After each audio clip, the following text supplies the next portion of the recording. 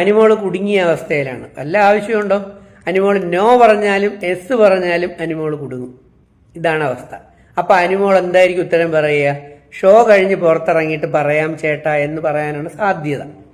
S പറഞ്ഞാൽ പുറത്തിറങ്ങി ജനങ്ങളെ പറ്റിക്കുന്നതോടുകൂടി കംപ്ലീറ്റ് ഇരട്ടി വെറുപ്പാവും.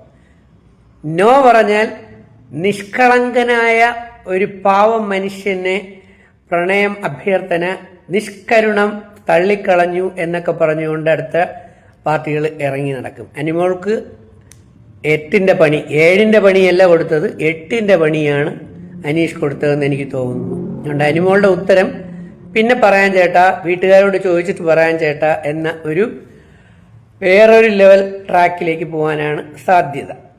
രണ്ടുപേരും വളരെ രസമുണ്ട്. ഈനാമ്പച്ചിക്ക് മരപ്പട്ടി കൂട്ടാൻ നമ്മളൊരു പ്രമാണം പഴഞ്ചൊല്ലി പറയുന്ന കണക്ക്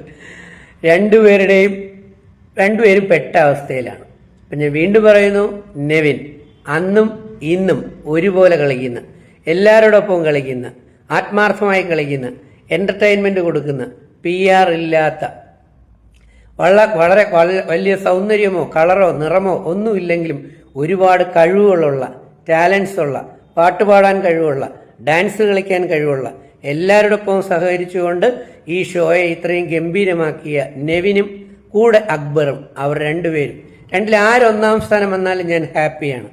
അക്ബർ ഒന്നാം സ്ഥാനം വന്നാലും നെവിൻ ഒന്നാം സ്ഥാനം വന്നാലും ഞാൻ ഹാപ്പിയാണ്. എന്തായാലും ഫസ്റ്റ് 2 എന്ന് പറയുന്നത് ഇവർ രണ്ടുപേരും തന്നെ ആയിരിക്കണം. അക്ബർ നെവിൻ ഓർ നെവിൻ അക്ബർ രണ്ടുപേരാവണമെന്ന് ഞാൻ ആഗ്രഹിക്കുന്നു. അതിലൊരു സത്യസന്ധതയുണ്ട്.